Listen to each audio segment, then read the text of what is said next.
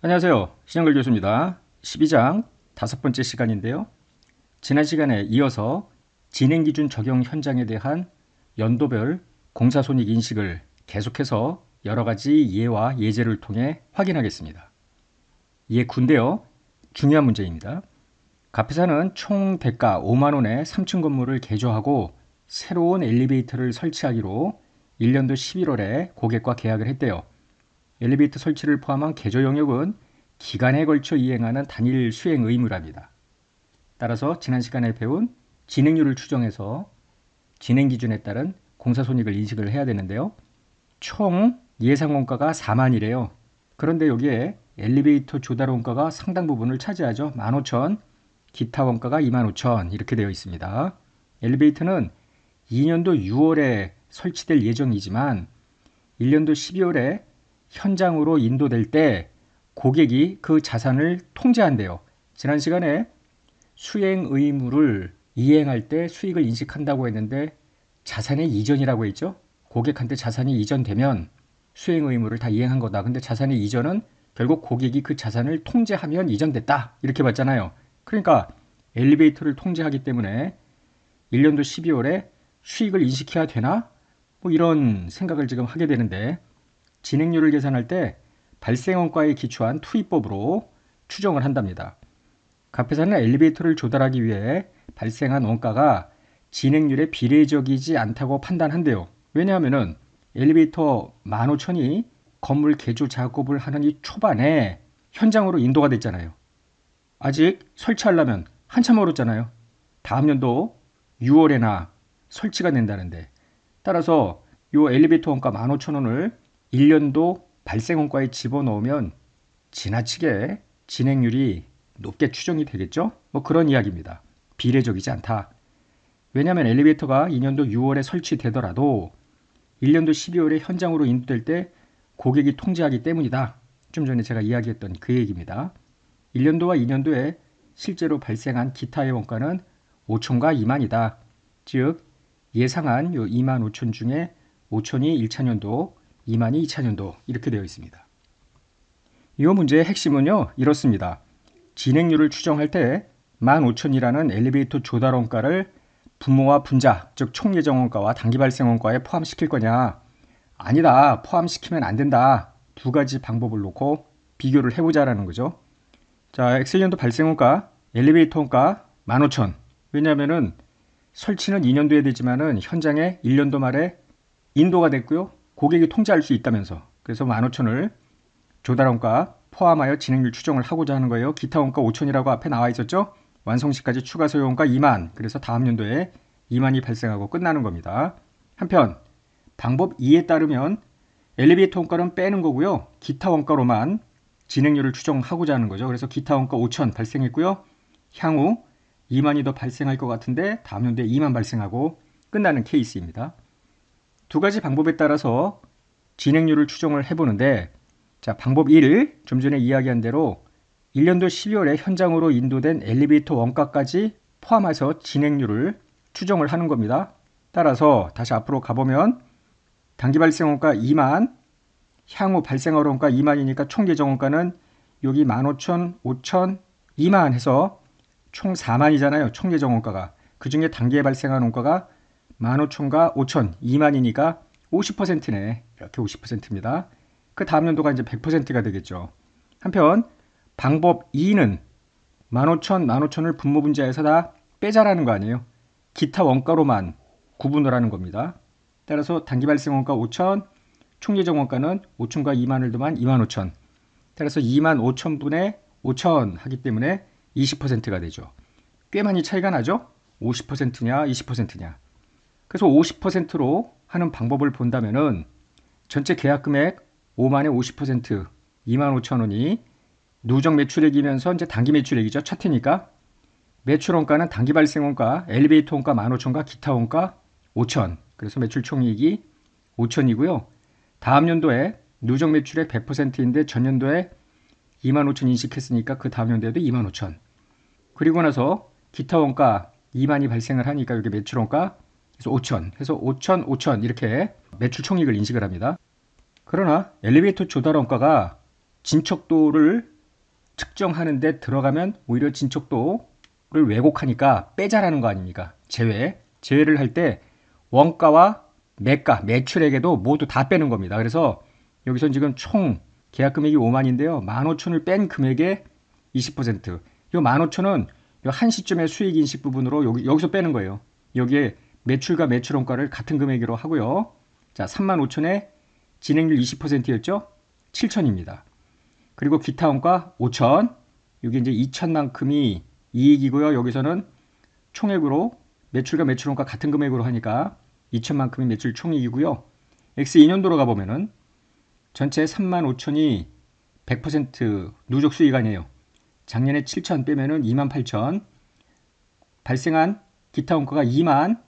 그래서 8,000. 도합 만이죠. 여기도 만이고. 근데 5,000, 5,000. 여기는 2,000하고 8,000. 이쪽이 과도하게 진행률이 추정이 됐기 때문에 이 방법 1보다는 방법 2가 적절하다라는 것입니다. 교재 858페이지인데요. 본격적으로 시험에 자주 나오는 건설계약 회계 처리를 설명하겠습니다. 건설 현장을 머리에 떠올려 보세요.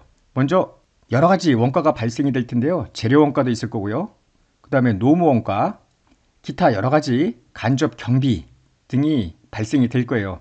이런 것들이 발생이 될 때마다 차변에 미송공사 계정을 계속 올립니다.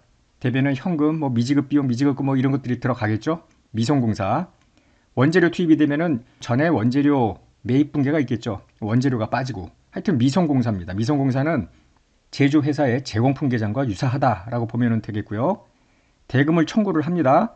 그러면 받아야 될 돈이니까 매출 채권에 해당되는 공사미수금. 이때 진행 청구액이라는 대변 계정을 집어넣습니다. 진행 청구액은 나중에 공사가 완성이 되면은 전부 사라지는 임시 계정이라고 보면 되겠습니다. 한편 공사미수금 인식한 것 중에 전부 또는 일부를 회수할 때 공사미수금 감소하면서 현금 이렇게 들어오겠죠. 요 붕괴가 기중에 계속해서 일어나겠죠. 미송공사 계속 올라갈 거고요. 진행 청구액도 계속 올라가고 공사미수금도 여러 차례 받을 수 있겠고요. 그리고 나서 결산에 가서 진행률을 추정하여 계약금액 거기다가 진행률을 곱한 것만큼 공사수익 이때 당기에 발생한 원가 공사 원가 그러면은 일반적으로 수익이 원가보다 크다고 할 때 차익이 공사 이익 아닙니까? 그거를 미송공사 계정으로 집어넣습니다. 그러면 보세요. 미송공사액이 원가가 발생이 됐죠? 막판에 이익만큼 미송공사를 인식하니까 결국은 연도말 미송공사 잔액은 발생 원가하고 공사손익이 모두 포함되는 금액인데요. 결국은 매년 이런 식으로 분계를 해서 공사가 완료가 될 때는 진행 청구액이라는 게 결국 매출액 받아야 될 돈을 계속해서 증액시키니까 진행 청구액하고 미송공사 원가에 이익을 붙인 금액하고 같아질 거 아닙니까? 그래서 서로 역분기하고 끝나는 겁니다. 그러면은 공사가 진행되는 연도 중에는 재무제표에 이것이 어떻게 표시가 되는가? 미송공사하고 진행 청구액을 각각 자산과 부채로 놓는 게 아니고요. 요 순액을 재무상태표에 표시하는데 미송공사가 더 많으면 자산 계정입니다. 미청구공사. 만약에 진행 청구액이 더 많으면 부채입니다. 초과청구공사.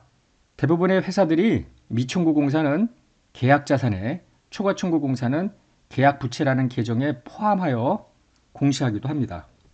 예를 들어서 교재 860페이지 주석공시 사례에 가면은 삼성물산의 주석 4번 건설계약과 관련된 내용인데요. 건설과 관련해서 주요 채권 채무 내역은 다음과 같다 해놓고 수취채권 여기 계약자산이라는 게 있죠. 미청구공사가 좀 전에 보았던 그거고요. 이 계약부채 계정의 공사선수금뿐만 아니라 초과청구 선수금 이 초과청구 선수금이 바로 초과청구공사라고 지금 이야기한 그러니까 계정이 다소 다를 수가 있겠는데 이 계정은 IFRS에 명시적으로 있는 게 아니고요. 지금 1115호 수익기준서가 나올 때 그 이전에 있었던 건설형 공사계약과 관련된 건설공사 기준서가 사라졌어요. 거기에 있던 내용입니다. 이걸. 그래서 그대로 썼는데요. 꼭 이 계정이 아니더라도 기본적으로 하여튼 두 금액의 차액을 자산으로 일반적으로 계약자산 그 다음에 부채가 더 많으면 계약부채로 미청구공사, 초과청구공사 실무에서 많이 사용하고 있는 계정이기도 합니다. 미청구공사, 초과청구공사 중에서 미청구공사가 실무상 상당한 논란거리가 될 수 있습니다. 미청구공사 말 그대로 건설 용역은 제공을 했지만 발주자한테 대금을 청구 못한 금액이 미청구공사입니다. 왜 그랬을까? 발주자와 합의를 하지 않은 비용이 증가할 경우에 대금 청구를 못해서 미청구공사가 증가하는 경우가 많은데요. 예를 들어 해외 플랜트 공사 같은 경우에 예상하지 못한 원가가 상승을 해. 그럼 미송공사가 막 쌓일 거 아닙니까? 그러나 당초 합의한 금액을 오버해서 청구는 못하니까 미청구공사가 많을 수밖에 없죠. 저가 수주, 잦은 설계 변경 등으로 손실이 발생할 때 미청구공사가 궁극적으로 잠재적 부실로 연결될 수도 있겠습니다. 그래서 계약 금액에 비해서 미청구공사 비율이 상당히 높아. 예를 들어 계약 금액이 100억인데 미청구공사가 30억, 40억, 50억 이러면 이거 못 받을지도 모를 금액 아닙니까? 잠재적 부실 위험이 높다고 볼 수 있겠습니다. 자, 예제 19번 이제 건설계약 수익인식 본격적으로 한번 분계도 들여다보고 연도별 공사손익을 계산해 보자고요. 갑은 고객의 토지 위에 5층 건물을 건설하는 계약을 체결을 했대요. 건설은 1년에 시작해서 3년도에 종료가 됐고요. 총 계약 금액은 1,500이랍니다. 건설 용역에 대한 통제가 기간에 걸쳐 이전이 됐다. 그러니까 진행기준 적용하면 되는 것이고 갑회사는 발생원가에 기초한 투입법으로 진행률을 측정한대요. 3개년도 동안 발생한 해당 연도 공사 원가와 완성 시까지 추가 소요 원가가 나오죠. 물음 1번 연도별로 공사 수익 원가 이익을 계산하라는데 제일 먼저 해야 될 일은 연도별 총예정 원가 계산이죠. 총 예정 원가, 총 예상 원가 똑같은 얘기인데요. 누적 발생 원가하고 완성할 때까지 추가로 소요되는 원가를 더하면 되겠습니다. 1년도는 200이 발생했는데 800이 더 발생해야 된다니 총 예상원가, 총 예정원가 1000이고요. X2년도에는 200과 400이 발생했는데 600이 더 발생해야 된다니 1200입니다. 3년도에는 더 발생할 게 없으니까 끝났죠. 따라서 총 원가는 계산할 이유는 없겠습니다만 100% 1300으로 끝났습니다. 그래서 1000, 1200, 1300 이렇게 해놨죠. 테이블을 보자고요. 자, 1년도의 누적 진행률, 1년도만큼은 누적 진행률이 단기 진행률입니다.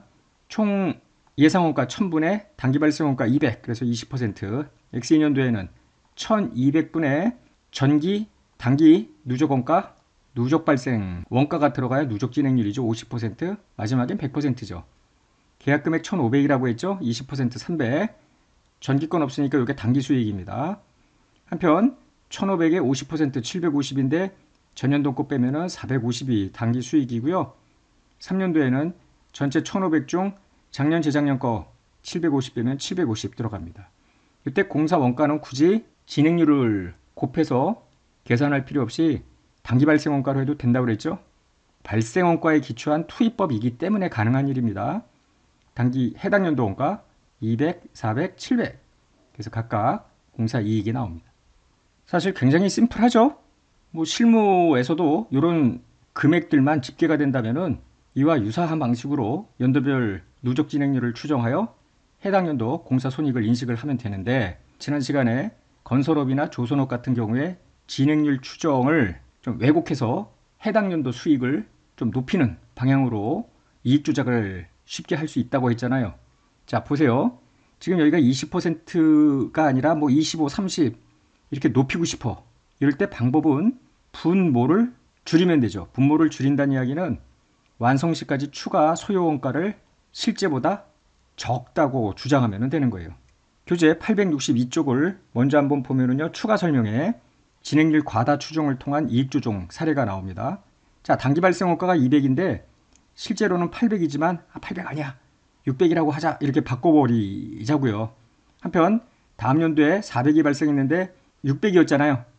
실제 600이 아니라 400으로 이렇게 완성 시까지 추가 소요 원가를 적게 추정을 해보자고요.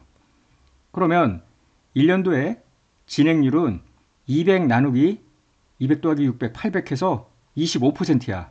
앞서 제대로 했으면 20% 아닙니까? 200 나누기 1000이니까.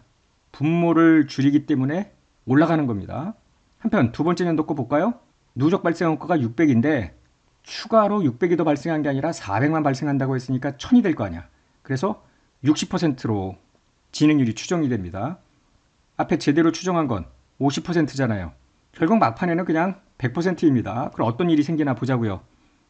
1500이 25%에서 375, X2년도에 1500에 60%에 375 빼면 525.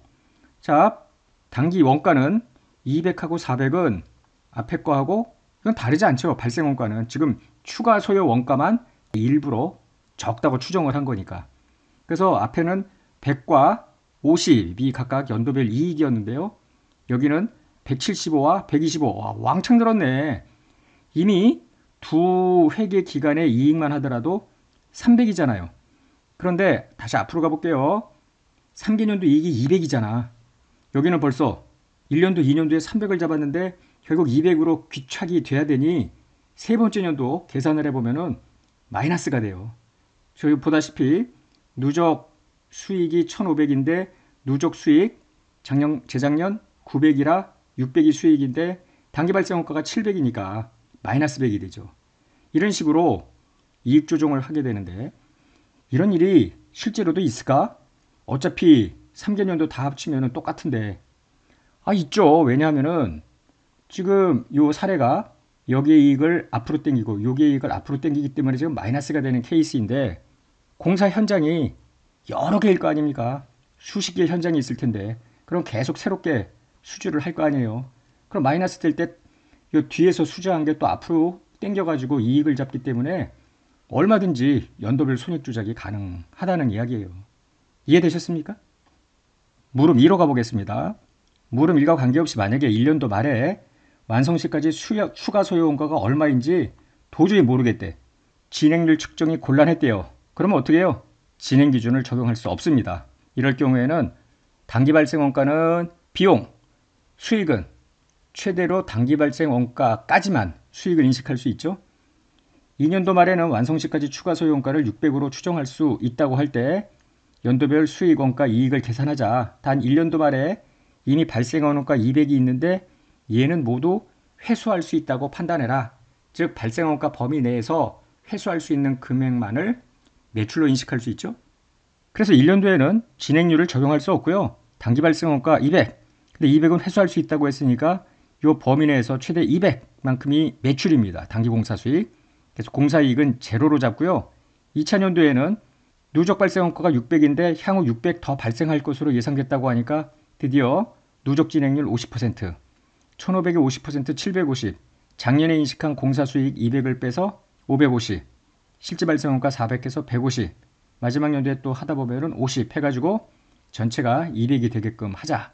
이게 이제 진행률 추정이 안 될 때는 이와 같이 하고 진행률 추정이 되는 해에 누적 진행률을 그때부터 적용해서 과년도에 인식한 공사 수익 빼고 단기 공사 이익을 인식하고 이렇게 하면 되는 겁니다.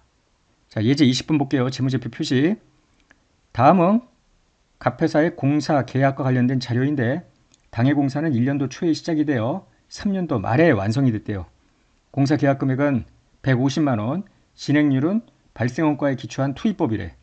그래서 단기 발생원가, 추가 소요원가 요 자료만 있으면 진행률 추정 가능하죠. 대금 청구액, 대금 회수액, 그래서 전체적인 분계까지 다 해보자는 문제입니다. 일단 요거 지워놓고 하자고요. 어우 복잡해. 물음 1번은 갑회사의 1년도부터 3년도까지 공사수익, 공사원가, 공사손익을 계산하고요. 물음 2번은 분계도 하라는 겁니다. 발생원가는 모두 현금이 지급이 됐고요. 3번은 3개년도 재무상태에 표시될 계약자산, 계약부채 즉 미청구공사, 초과청구공사 금액을 계산해보자는 것입니다. 객관식 시험에 종종 나오고요. 주관식 시험에도 나오는 그런 사례입니다. 지금 이 예제가. 제일 먼저 해야 될 일은 역시 총 예상원가입니다. 총 예상원가를 계산을 해야 누적 진행률의 요 분모를 알 수 있기 때문에 그래요. 자료를 보면은 20만 원이 발생했는데 80만 원이 더 발생해야 된다네. 총 예상원가는 100만 원이겠지. 2차년도로 가보니까 작년에 20만 원, 금년에 40만 원. 근데 앞으로 60만 원이 더 발생해야 된다고 하니까 120만 원이 추가 소요원가입니다. 한편 3년도에는 실제 발생원가 130만 원으로 들어가요. 그래서 각각 20%, 50%, 100%의 누적 진행률이 나오고요. 공사수익 1차년도에는 계약금액의 20%, 30만 원, 실제 발생원가 20만 원에서 10만 원입니다. X2년도로 가보면 150만 원에 50%에서 75만 원, 작년에 공사 수익 빼서 45만원, 실제로 발생한 2000년도 원가 40만원 빼서 5만원의 공사이익. 마지막 연도에는 전체 누적 150만원 매출에서 작년 재작년 거 75만원 빠면은 75만원이 3년도 수익, 실제 발생한 3년도 원가 70만원, 그래서 5만원. 뭐 이제 이런 건 일도 아니지. 그럼 이제 분개를 해보자고요. 자, X1년도에 20만원의 원가 발생하는 것부터 나오죠. 그럼 미성공사 현금. 그리고 나서 대금 청구, 대금 회수 자료가 있는데요. 청구는 25만원, 회수 20만원. 그러면 청구할 때 진행 청구액, 공사 미수금, 그죠? 공사 미수금, 진행 청구액. 그리고 공사 미수금 중에 20만원을 받죠. 한편 결산에 갔습니다. 공사 수익을 진행 기준에 따라 보니 여기 30만원이래. 그러면은 30만원만큼 공사 수익 인식하고요. 공사 원가, 단기 발생 원가 20만원이고요. 공사 이익이 10만원이죠. 여기 지금 이 10만원 이게 공사, 미성 공사로 들어가는 겁니다. 아직 완료가 안 됐으니까 그대로 모든 것이 다음 연도로 넘어가요. 이때 우리가 주목할 건 뭐냐면은 미성공사 계정은 미성공사, 여기 미성공사 있죠? 그래서 모두 미성공사는 30만원이에요. 한편 진행 청구액은 25만원이래. 그러면 발생한 원가하고 이익 합계가 청구한 것보다 더 많으니까 5만원만큼 미청구 공사가 있네. 즉 계약 자산이 그죠? 미청구 공사 5만원이 있고요. 또 자산에는 어떤 것이 있느냐 하면은 공사 미수금 25만원 잡혀 있는데 매출 채권입니다. 20만원밖에 회수가 안 됐으니 5만원만큼 공사 미수금도 재무상태표에 표시가 되겠네. 다음 연도에도 유사하게 분개를 하면 되죠. 2000년도에 원가 발생 미성공사 현금 빠지고요. 공사대금 청구 53만, 회수 40만 이렇게 되어 있으니까 53만원만큼 공사 미수금 진행 청구액, 그리고 이 중에 40만원 받죠? 연도 말이 됩니다. 진행 기준에 따라서 45만원 수익이고요. 40만원이 원가이죠. 공사 수익 45만원, 공사 원가 40만원 해서 이 공사 이익에 해당되는 게 미성공사예요. 자, 2년도 말에 미성공사는 얼마인가? 전년도만 미성공사는 얼마였어요? 여기 30만원이 있었습니다. 이게 넘어와서 미성공사는 막판에만 죽지 계속 쌓이는 거예요. 40만원 들어가고요. 5만원 들어가고. 45만원이 들어가니까 미성공사는 75만원이겠네. 한편 진행 청구액은 얼마예요? 여기 25만원이 있었는데 53만원이니까 두 개 합치면은 78만원이네. 이번에는 진행 청구액이 더 많네. 초과 청구공사 3만원, 즉 계약 부채가 생기겠네. 이렇게. 그리고 자산으로는 전기월 공사 미수금이 5만원이 있었는데 지금 53만원, 40만원, 13만원 아직도 못 받은 게 있고요. 전년도로 넘어온 5만원이 있으니 18만원의 공사 미수금이 있죠. 같은 방법으로 또 다음 연도에 계속하면은 다음 연도에는 마지막 분기로 진행 청구액 미성공사가 퉁쳐질 거 아니에요. 따라서 뭐 계약 자산, 계약 부채는 없고요. 뭐 공사 미수금은 있을 수 있죠. 여기서는 있게 됩니다. 어때요? 이 기본적인 분계. 잘 여러분들이 확인하시기 바라고 익숙해져야 됩니다. 예제 21번인데요. 예제 20번하고 자료는 똑같아요. 다만 투입법이 아니라 산출법으로 진행률을 측정하는 것만 다르대요. 그래서 산출법에 따라서 누적 진행률을 계산해 보니 18, 53, 100 이렇게 나왔다는 겁니다. 나머지 자료는 다 똑같아요. 이때 예제 20하고 비교를 해봐야 되는 겁니다. 어디에서 달라지느냐 하면은 당해년도 원가가 실제 발생한 원가가 아니에요. 이때는 투입법일 때만 그렇죠. 단기 발생 원가도 총 예상 원가의 진행률을 곱한 것만큼이 단기 원가다라고 생각을 하면 되겠습니다. 자, 물음 1, 2, 3이 있는데요. 먼저 총 예상 원가 100만원, 120만원, 130만원은 예제 20번하고 똑같습니다. 뭐가 다르냐면 이래요. 자, 공사 수익 150만원의 18%. 그런데 공사 원가가 단기 발생 원가가 아니라 총 예상 원가가 1년도에 100만원이었잖아요. 요거의 18%예요. 그래서 9만원이 나오고요. 자, 2년도에 산출법으로 53% 이렇게 나오죠. 만약에 시험 문제에 나오더라도 이렇게 아예 주죠. 산출법을 투입법처럼 계산할 수는 없으니까 150만원에 53%가 누적 수익, 거기서 작년 거 27만원 빼면은 52만 5천원. 이때 공사 원가가 중요하죠. 파란 색깔로 된 거. 단기 발생 원가가 아니라 X2년 말 현재 총 예상 원가가 120만 원 아닙니까? 그 120만 원에 누적 진행률 53%, 그리고 작년 걸 빼는 거예요. 그래서 45만 6천. 두 금액의 차이가 공사이익. 마지막 연도 전체 150만 원에서 작년 재작년 이 공사 수익을 빼면은 70만 5천 원. 원가도 마찬가지입니다. 총 원가가 130만 원인데 거기서 작년 재작년 거 빼면은 66만 4천 원. 이렇게 계산이 된다라는 게 다른 겁니다. 분계 재무제표의 표시 앞서 예제 20과 크게 다르지 않으니까 여러분들이 복습하면서 보시면 되겠습니다. 공사를 하다 보면은 어느 해, 예를 들어 1년도, 2년도, 3년도 이랬는데 1년도에는 이익을 인식을 했어. 그런데 2년도에 가다 보니까 지금 생각보다 원가가 굉장히 상승해. 그래서 궁극적으로 공사가 끝나면 손실이 될 것이 예상이 돼. 이럴 때 이런 계약은 우리가 충당부채에서 배웠듯이 손실부담 계약에 해당이 됩니다. 회피불능 원가가 경제적 효익을 초과하는 계약을 손실부담 계약이라고 합니다. 그래서 이때 손실 계약에 의해서 받을 것으로 기대되는 경제적 효익과 회피 불가능한 원가의 차이가 손실이 되겠는데요. 이때 회피 불가능한 원가란 계약 이행이 필요한 원가. 나 계약 그만할래. 여기서 손 뗄래. 그럴 때 위약금 중에서 작은 금액이 되겠습니다. 이 내용은 1037호 충당부채를 설명할 때 한번 나왔던 내용인데요. 10장. 이거를 건설계약에서 특정 연도에 이대로 가다가는 손실이 되겠네. 이렇게 손실이 예상되는 건설계약에도 그대로 적용할 수 있겠다는 거죠. 예제 22번인데요. 다음은 갑회사의 공사계약 관련 자료다. 1년 초에 시작해서 3년도 말에 완성이 됐는데요. 계약 금액은 100만 원이라고 했고요. 진행률은 발생원가에 기초한 투입법입니다. 연도별 자료가 나오는데요. 자, 보자고요. 단기 발생원가 27만 원이래요. 완성 시까지 추가 소요원가 63만 원이랍니다. 그럼 총 예상원가는 얼마예요? 27만 원 더하기 63만 원이니까 90만 원이 되겠네.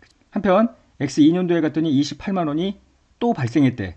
그럼 누적 발생원가는 두 개 더하니까 55만 원인데 앞으로 55만 원이 또 발생해야 된대. 그러면은 110만 원의 총 예상 원가입니다. 그럼 벌써 느낌이 싸하잖아요.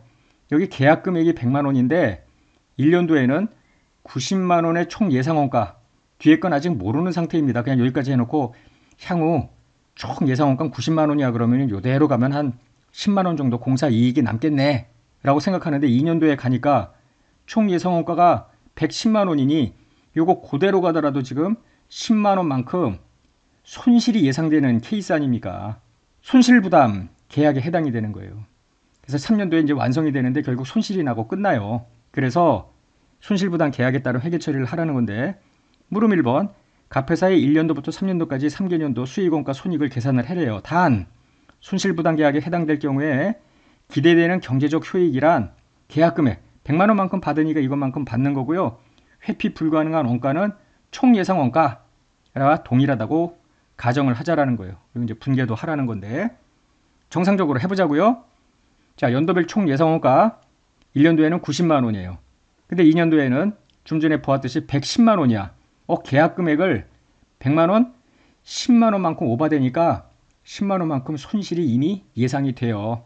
3년도에 다 끝나고 나니까 여기 지금 55만 원 예상했는데 57만 원. 그래서 결국은 112만 원 마이너스 12만으로 끝이 나는 겁니다. 이때 이제 핵심이 뭐냐면은 1년도에는 이익이 날 줄 알았을 거 아니야. 아무 생각 없이 하면은 되는 거고요. 자, 2년도 말에 누적 공사 손익인데 X1년도에는 이익이 났을 거 아니에요. X2년도에는 손실을 인식을 해야 되는데 이 1년도 이익과 2년도 손실을 합친 누적 금액이 얼마이어야 되냐면은 마이너스 10만 원이 되어야 한다. 이 마이너스 10만 원이 되게끔 추가로 손실 충당부채를 인식해라. 이런 겁니다. 문제풀이를 보겠습니다. 자, 1년도에는 아무 일 없는 거예요. 진행률 계산하면은 총 예상 원가가 90만 원이고 실제로 27만 원 발생했기 때문에 30% 진행률입니다. 그래서 단기 수익은 30만 원이에요. 실제 발생한 원가가 27만 원이기 때문에 공사 이익 3만 원하고 끝나죠. 자, 문제는 X2년도입니다. X2년도의 누적 진행률을 계산해 보면은 50%입니다. 총 예상 원가가 110. 항상 총 예상 원가가 계약 금액 100만 원을 오버하면 이거 손실 나네. 그거를 염두에 둬야 된다는 이야기죠. 그래서 누적 수익 50% 100만 원에 곱하면 50만 원인데 작년에 30만 원 인식했으니까 단기 수익은 20만 원이에요. 근데 단기 발생 원가는 28만 원이기 때문에 마이너스 8만 원입니다. 그럼 이미 손실을 지금 인식을 했는데, 자 보세요. 이게 왜 답이 아니냐 하면은 작년하고 즉 X1년과 X2년 누적 수익이 얼마예요?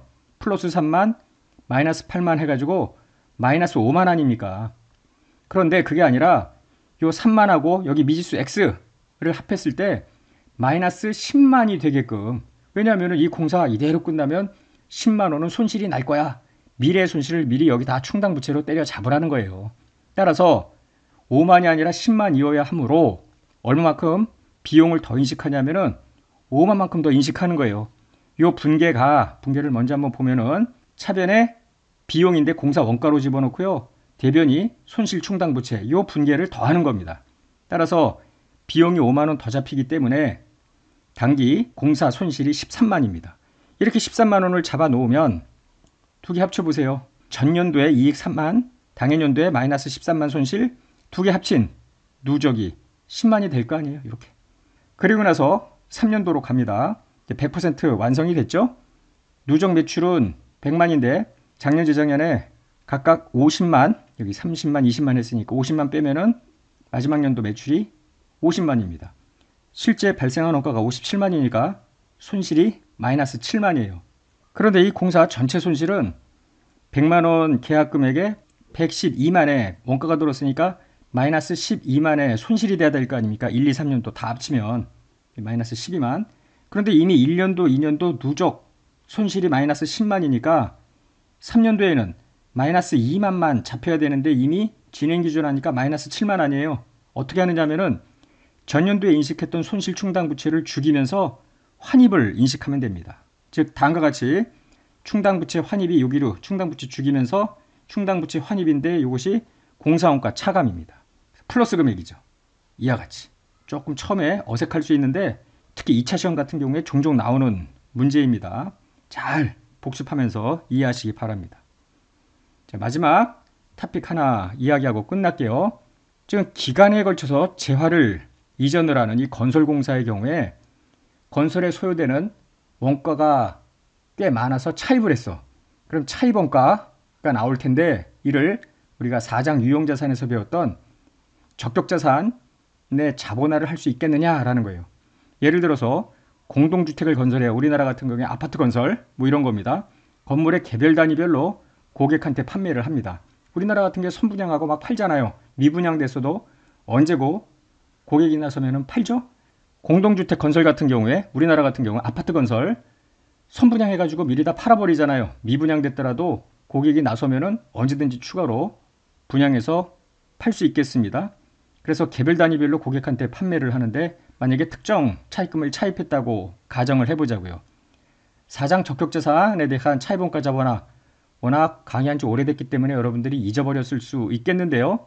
자본화 대상인 적격자산은 교재 우리 870페이지 밑에서 두 번째 문단에서 있는 것처럼 의뢰된 용도로 사용 또는 판매 가능하게 하는데 상당 기간을 필요로 하는 자산이 적격자산입니다. 의뢰된 용도로 사용하거나 판매하는데 상당한 기간. 그러면 아파트 선분양하고 건설해서 판매하는 이런 것도 적격자산이 될 수 있느냐라는 것인데 이미 선분양한 거는 판매가 끝났기 때문에 적격자산이 아니에요. 그러면은 미분양된 거는 적격자산이냐? 언제든지 개별 단위별로 고객이 오면은 판매가 가능하기 때문에 이것도 역시 적격자산이 아니라는 거예요. 건설 중인 미판매 단위도 언제든지 판매할 수 있잖아요. 따라서 이 분양 대상 어떤 아파트 건설과 관련된 재고자산의 그 건설에 대해서는 차입원가 자본화를 못한다. 이렇게 정리를 하면 되겠습니다. 자, 여기까지 해서 드디어 5단계 수익인식이 다 끝났고요. 이제 다음 시간부터 또 다른 토픽으로 수익과 관련된 IFRS 내용을 설명하겠습니다.